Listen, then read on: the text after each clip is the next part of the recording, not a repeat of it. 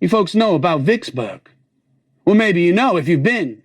Vicksburg was a mighty pretty town. Yeah, Vicksburg was a mighty pretty town. To the Union we came and we just burned it down. Yes, Vicksburg was a mighty pretty town.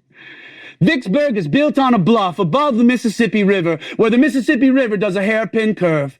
And into that curve on the north shore comes the Yazoo River, through an impenetrable swamp and an ancient forest. Because they're on a bluff, every boat coming around that bend is fired down upon like a citadel on a hill, impenetrable. To the south, another huge swamp. Grant tried everything, throwing everything at Vicksburg. He even tried to dig a canal across that hairpin turn so he could get men across to the south side of Vicksburg while the river was at flood stage. But while he was working on the canal, the river ran low. He tried attacking from the north on the Yazoo. Many said that Grant was wasting time, that Grant didn't know what he was doing. But Grant very wisely was testing the defenses, looking for the weak point. Eventually, he decided to use Eads Little Turtles and a flotilla of civilian boats to run the gauntlet in the middle of the night. Could you imagine? Somehow the Confederates got wind of our plans. They floated rafts loaded with firewood and huge bonfires in the middle of the river, lit up the river as we came on.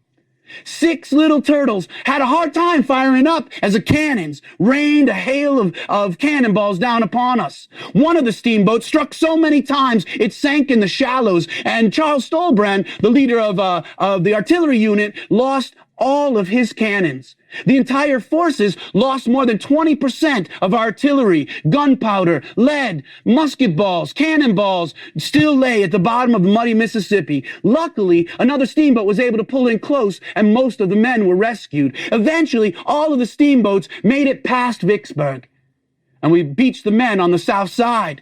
But instead of attacking Vicksburg directly, Grant very wisely headed towards the state capital of Jackson. It was at Raymond we saw our first fight, and my boys were in the thick of it. There's little doubt that the Battle of Raymond goes to Logan's unit. And Jackson, we ripped up the rails so that they could not supply Vicksburg. The Confederates, they gave us hell, but especially at Champion's Hill. As we were pushing in, they tried to outflank us, but once more, my boys not only held their position on the hill. Grant said, "Logan, today you will make history." And I will tell you, the real battle for Vicksburg was in the weeks leading up to it. We conquered the Confederates in skirmish after skirmish and eventually chased them into Vicksburg and locked them up tight. And we lay in for a long siege. Now, I mentioned Stolbrand. He was without a doubt one of the best artillerymen I've ever known. And the Swedish Brigade, here from Bishop Hill. Company D of the 57th Infantry at that point were under my command. I also had a group of boys from Galena, Illinois, who knew their way with a pick and a shovel. So I sent them to work, digging a tunnel underneath the Confederate embattlement.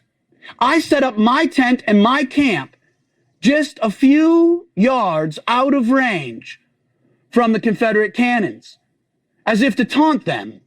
Day and night, the Confederates fired cannons at my tent. Other commanders would come and visit, and cannonballs exploding, throwing dirt up into our faces. They're like, "Logan, you're a fool. Why would you put your tent so close to the enemy lines?" And my answer was simply, "I know how far a cannonball flies." They could shoot all they want, but I knew they couldn't hit me. And also because my tent was so close to the enemy defenses, Grant and the other officers loved the view to survey the enemy lines. And while all this was going on, I had my boys from Galena digging this tunnel. Eventually, they dug right in underneath the Confederate batteries. We packed it with so much gunpowder. When it exploded, they were blown straight up and came right back down. And a huge crater opened so deep and so stiff that once the men tunneled back in, it was like shooting fish in a barrel. And I lost some of my best and bravest and pulled them out before I lost them all. But when that explosion happened, one Negro was blown so high that he landed right next to my tent. He picked himself up, brushed himself off, bruised but nothing broken, stepped 3 steps across the enemy lines, and he was a free man, thanks to the Emancipation Proclamation. Have you ever heard of such an unusual path to freedom? He was literally blown sky high to freedom. The men thought it was so funny, we renamed this young Negro Abraham in honor of the man who had written the Emancipation Proclamation. The men thought it was so funny, one of them started charging a nickel just to see him. I thought that was kind of clever, so I sent a letter to my good friend P.T. Barnum. And Abraham, recently emancipated, got a job in P.T. Barnum's sideshow. Blown sky high to freedom, the most unusual path to emancipation. And he made a good fortune for being a former slave. Well, the siege went on far too long. And as often happens, the women and children, the innocents, suffer most in war. Finally, the Confederates waved the white flag. Finally, Vicksburg surrendered. Now, do any of you know your American history? Do you know which date the Confederates chose to surrender? July 4th. I heard it from a few of you. Give them a round of applause. That is exactly right. So I have to ask, did the Confederates know their American history? Did they understand the significance of that day of all days to surrender? It was splashed across the papers across the North. Independence Day. Vicksburg is liberated.